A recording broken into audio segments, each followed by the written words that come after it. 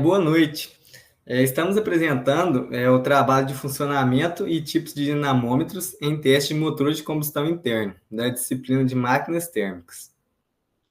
Eu sou o Rogério Augusto Carvalho e o outro membro do grupo é o Fábio Meirelles Junqueira.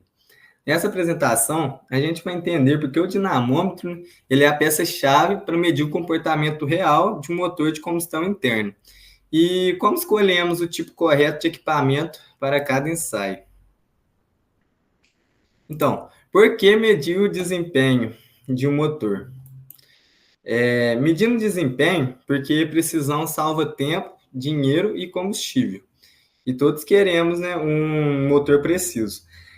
Com dados de torque, potência e consumo, conseguimos avaliar a eficiência, validar mapas de injeção e de ignição, comparar combustíveis e prever o comportamento em condições reais.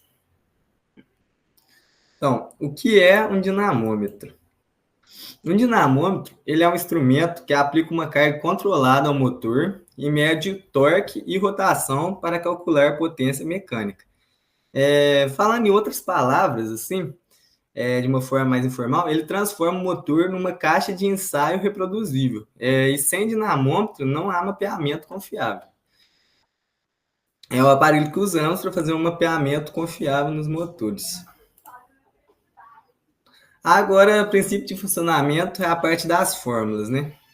Vamos tentar explicar de uma forma mais resumida as fórmulas mais usadas no funcionamento de um dinamômetro. Então, vamos primeiro para a potência no freio, que é a sigla PB. Ela é igual ao torque vezes a velocidade angular.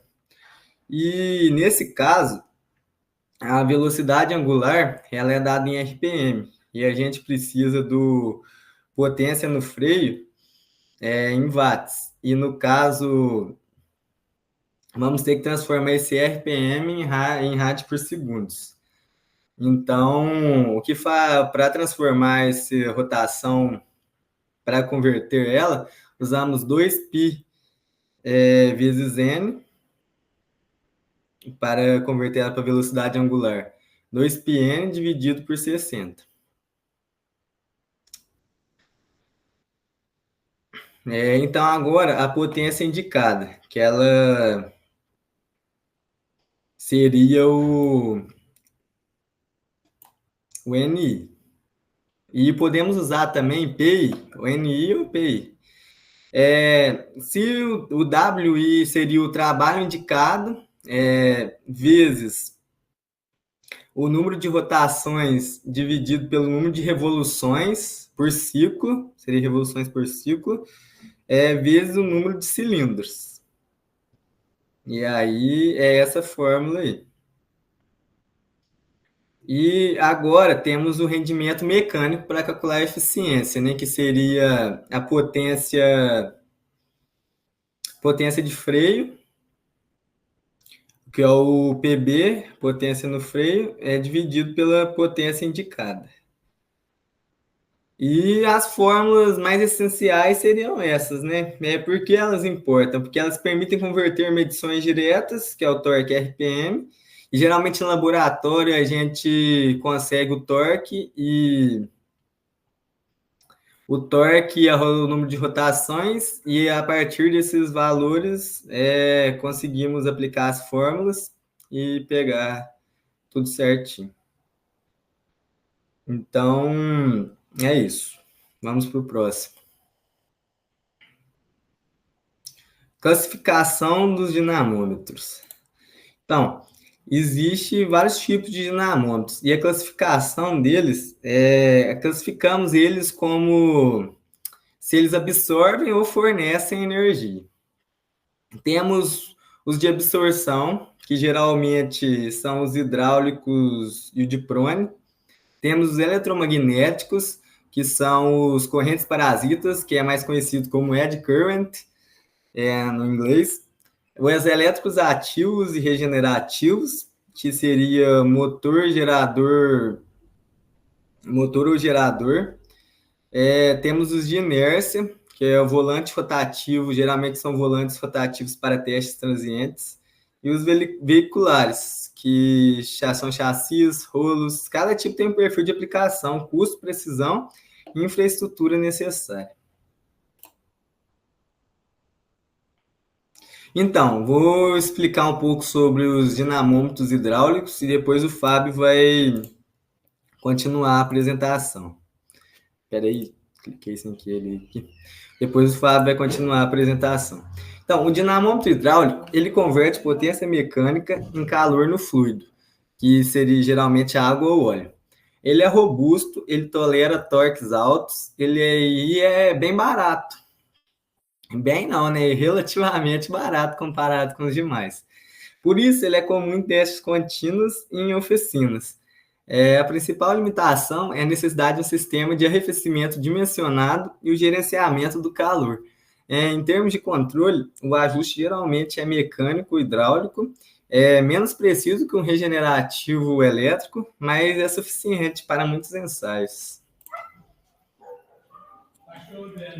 Agora, dando continuidade, os dinamômetros regenerativos, eles são basicamente geradores acoplados a um virabrequim. Eles absorvem essa energia do motor e podem devolver essa energia à rede, né? Por isso que são regenerativos. As vantagens deles seriam uma alta precisão, né? Controle eletrônico fino e uma possibilidade de motoriar o motor, que é fornecer torque. Uma eficiência energética em ensaios longos. Ele é a escolha padrão, né, nos laboratórios de P&D, né, e agora falando da desvantagem deles, seria o custo e a necessidade de um inversor drive, né, que um sistema de controle sofisticado. Agora, nos comparativos dos tipos de dinamômetros, o Prone, né, ele seria didático, barato, mas teria uma baixa precisão. O hidráulico, ele já é mais robusto, né, com um custo médio e uma boa potência, né, bom para potência alta, no caso. O Edge Current, ele tem uma resposta rápida, dissipa energia, que é as qualidades deles ali. O regenerativo, ele tem uma alta precisão e retorna energia. Já os de inércia, eles são excelentes para testes transientes. Já o de chassi agora, ele mede nas rodas, que vai ser útil para avaliação veicular completa, né?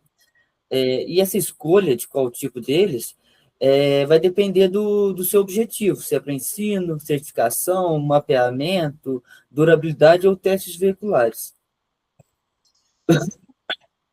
Agora, as aplicações deles em motores de combustão interna, eles servem primeiro para mapear o torque, né, pela rotação, né, a obtenção de mapas, né, de BSC, né, que são os consumos específicos, os ensaios de durabilidade e certificações de emissões e calibração da ECO, né, os testes de arrefecimento e lubrificação, e seriam esses as cinco aplicações que a gente trouxe aqui. E cada aplicação, ela exige uma configuração de sensores, né? Que é um fluxo de combustão, de combustível, pressão, temperatura e emissões. E uma das bem equilibrada. Agora o dinamômetro de Prone, ele é um ancestral, né, dos dinamômetros. Um sistema de atrito com braço de reação que mede torque, né? E ele foi inventado no século XIX, né? Que é excelente para ensaio. Mostra fisicamente a relação do torque, braço e força, mas tem uma grande dissipação térmica e baixa precisão. E ele seria útil para demonstrações simples, mas inadequado para um mapeamento de performance. Agora, no dinamômetro de chassi versus de bancada, o de bancada ele mede potência de eixo. É a melhor forma de isolar o motor para testes de eficiência, né, e mapeamento. O dinamômetro de chassi, ele mede nas rodas e inclui perdas de transmissão, diferencial e pneus. Portanto, os valores são menores e mais representativos do veículo real. Use o de bancada para P&D e de chassi para validação veicular e calibração, na prática, né? Uma curiosidade agora, prática, é que os dinamômetros regenerativos de grande porte, eles podem reduzir o custo de ensaios ao devolver energia à rede, né? em grandes laboratórios, isso faz diferença no consumo.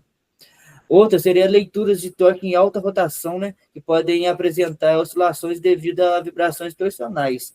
Isso é normal e é tratado para filtros digitais e uma modelagem torsional.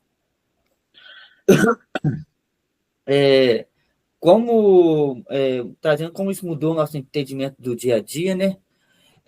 Que esse trabalho ele mudou a nossa visão sobre potência e consumo, né? Que deixaram de ser números abstratos, né? E viraram as medições experimentais replicáveis.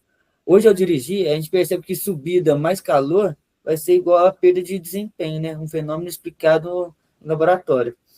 Entendemos também, né, que a eficiência ela não é uma força bruta, mas a energia entrega por litro, né? E o dinamômetro é a única forma objetiva de provar isso.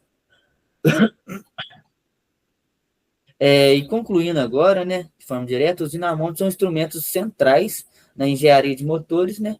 E conhecer princípios, erros e limitações, ele é tão importante quanto saber operar um motor, né? Para a pesquisa, a gente tem que priorizar os dinamômetros elétricos regenerativos, né? E para a parte de ensino, os hidráulicos e o de prona, né, que cumprem bem o papel. Sempre faço a calibração e verificação antes de conferir, de confiar nos números, né? E é isso, né, gente? Boa noite. Até mais.